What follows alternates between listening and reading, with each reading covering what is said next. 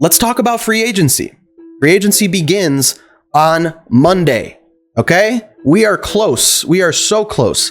And I have gotten whispers in my ear that there is going to be some excitement and drama on Monday. Can't say much, but there are stories out there to talk about. The first one we've already talked about a little bit. The Bulls extended the qualifying offer to Lauri Markkanen. Doesn't mean a whole lot. They were always going to do it. It gives the team the most flexibility. If another team wants to sign and trade Lauri Markkanen, we could get assets back in that situation, and they could give him potentially more money if that's something they're interested in doing. If Lauri Markkanen decides he wants to sign the qualifying offer, it will be a continuation of his rookie scale deal, which is a very cheap contract. So for whatever reason, if he decides to do that, we could bring him back at a bargain. Not something I necessarily want to do, but it is what it is. And at the same time, the Bulls can revoke the qualifying offer at any point. So it's not like they are committed to signing Lauri Markkanen. I think a lot of people were concerned, like, oh shit, does this mean we're bringing back Lauri Markkanen? Like, what's happening? No, it doesn't mean that at all. It really doesn't change anything, in my opinion. And same thing with the Pelicans extending the qualifying offer to Lonzo Ball. It's the same situation.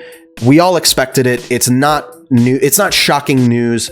It's more of a formality than anything. It gives the team the most flexibility. That's usually why teams do it, unless they want to clear cap space immediately. Generally, you will extend the qualifying offer to your restricted free agent just in case there is a team that wants to get you into a sign and trade scenario. And once again, you can revoke the qualifying offer and clear that cap space immediately if that's the route you want to go. So for Lonzo, like I said, the Pelicans extended the qualifying offer to him as well. So he is officially a restricted free agent. We expected that. Not shocking. The Celtics and Raptors are also rumored to be interested in Lonzo Ball in addition to the Chicago Bulls. And the Celtics and Raptors are trying to clear cap space desperately. The Celtics obviously have been making a bunch of trades. They got rid of Tristan Thompson. They're trying to clear as much cap as they possibly can, which there are different scenarios for the Celtics than I think we can compare to the Bulls, right? The Bulls aren't really in on Kyle Lowry.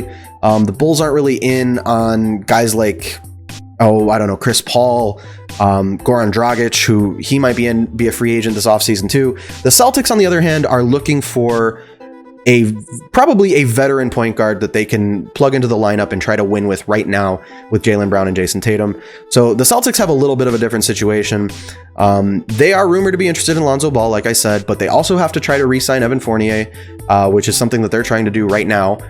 He wants the same amount of money as Lonzo Ball, from what I understand. So it's kind of a one or the other situation. Now they do have Fournier's bird rights, so they're able to go over the cap to re-sign him, which Lonzo Ball, obviously, they would not be able to do. We will see what ends up happening with that situation.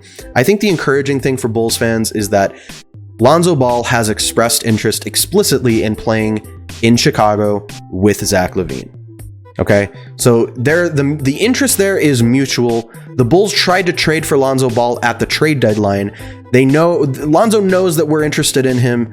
There is so much smoke here. Woj, Zach Lowe, Shams, they've all said that like Lonzo and Chicago are probably the perfect pairing.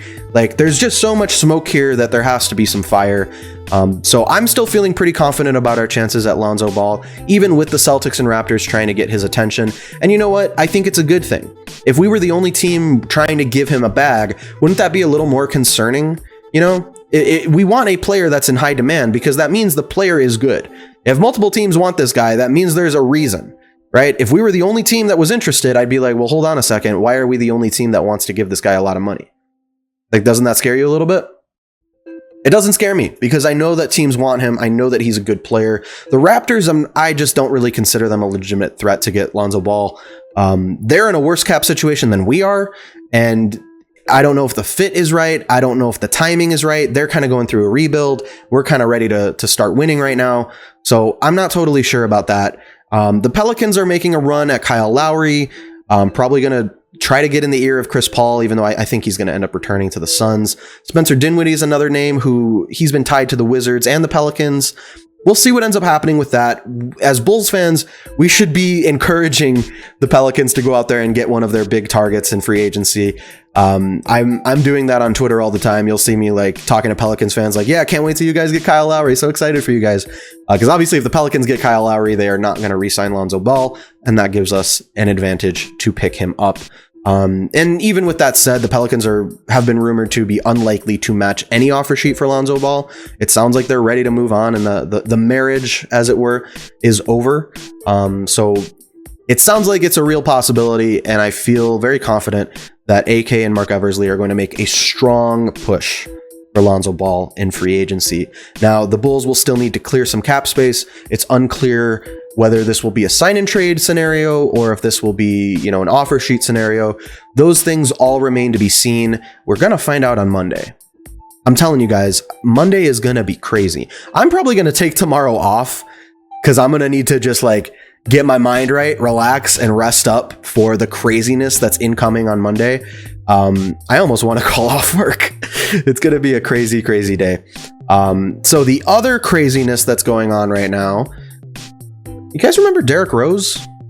He was a player for the Bulls a long time ago. Not many people knew him. You'd have to be there. Derrick Rose, supposedly, the rumor is interested in returning home to Chicago, and the Bulls are interested in bringing him back to Chicago, in addition to bringing in Lonzo Ball. So the current rumor is that the Bulls want to bring in Lonzo Ball and Derrick Rose. Now, a lot of people are wondering if the Bulls could even afford to do that. They can. If you guys remember, we had a video about how the Bulls could clear cap space to sign Lonzo Ball. We were able to clear about $30 million. So if you're believing the current rumors, Lonzo Ball wants 4 years, $80 million. You're able to give him that $20 million per year contract, still have $10 million left over this offseason to spend.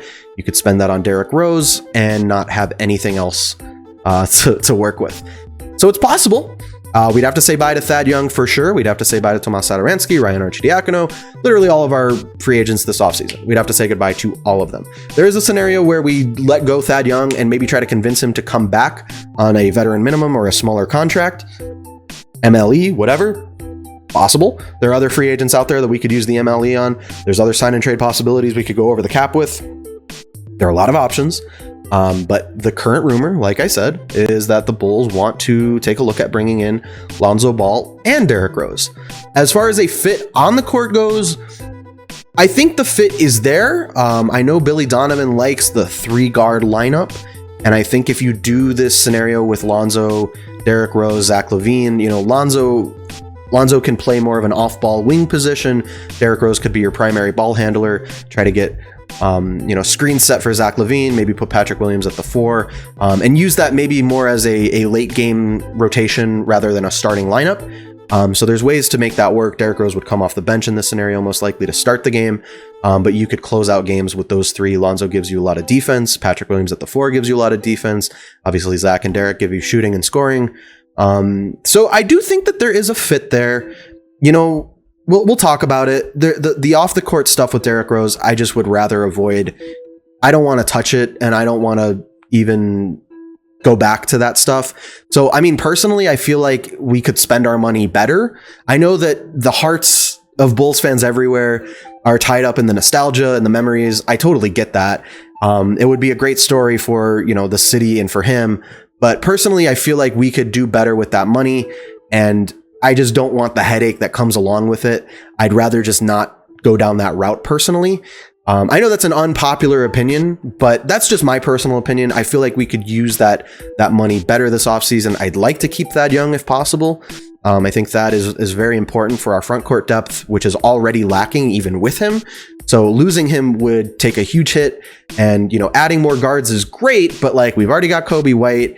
What's going to happen with him? We just drafted Ayo Dosunmu. What's the idea there? If you want to have 3 guards coming off your bench, how is that going to end up working? You got to figure something out with the front court. So maybe Kobe White gets moved. I'm not totally sure. I'm not even ready to consider that because, like I said, free agency is about to be a whirlwind. We're about to find out on Monday everything that is going to happen. It's most likely going to be a bunch of dominoes falling, all one right after the other. I don't think it's going to be drug out super long. I think AK and Mark Eversley are going to attack very quickly and aggressively at the beginning of free agency. A lot of people were saying they'll probably be patient and wait it out and see what ends up happening.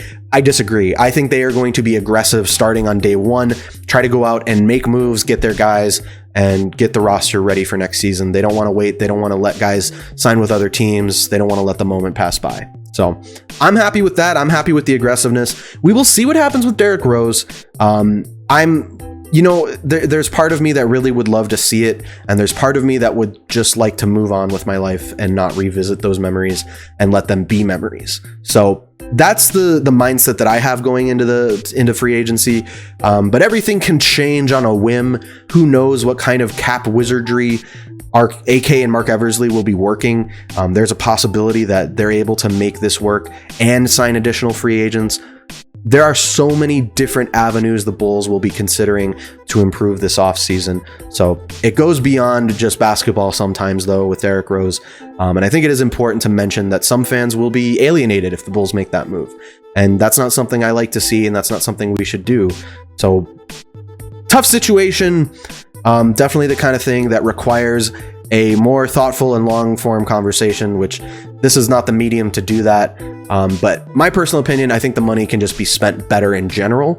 I'd love to get Lonzo Ball, and I'd love to take a look at improving our front court depth. I'd love to bring back Daniel Tice. I'd love to keep Thad Young. So those are all considerations and things to keep in mind when the Bulls start looking at free agents. You got to remember that there are guys that are already on the team that we could pay and bring back and give them the correct amount of money that they deserve, like a Daniel Tice, who we have his bird rights. We don't have to underpay to keep him. We can give him the contract that he deserves and keep him around and keep that rim protection there. So those are all things to consider. When you're signing an unrestricted free agent like that from another team, you tend to pay a little bit more. There's more of a premium because you're trying to convince that guy, this is the team you want to be with. We're going to give you the most money. We're going to give you the best fit. So bringing back a player that was already on your team when you have their bird rights sometimes is more advantageous than going out in free agency and overpaying or trying to convince a guy to take a hometown discount, which doesn't really happen that often. It's more of a fan bias thing than actual practice. Like, how many times can you name off the top of your head a player taking a hometown discount? It's very rare. So things to consider, things to keep in mind as we enter free agency next week, which, as I keep saying, is sure to be a wild ride. And this is your one-stop shop right here at Arturis Fan Club for all of the latest news about the Bulls, about Summer League, about trades, about free agent signings. I'm gonna have it all. I'm gonna be here balling. It's gonna be a great time, and I will keep you guys posted on when we get some news and when some updates are available. For now, like I said, we've got a day to rest up and get ready and prepare ourselves for what is sure to be a crazy first week of NBA free agency.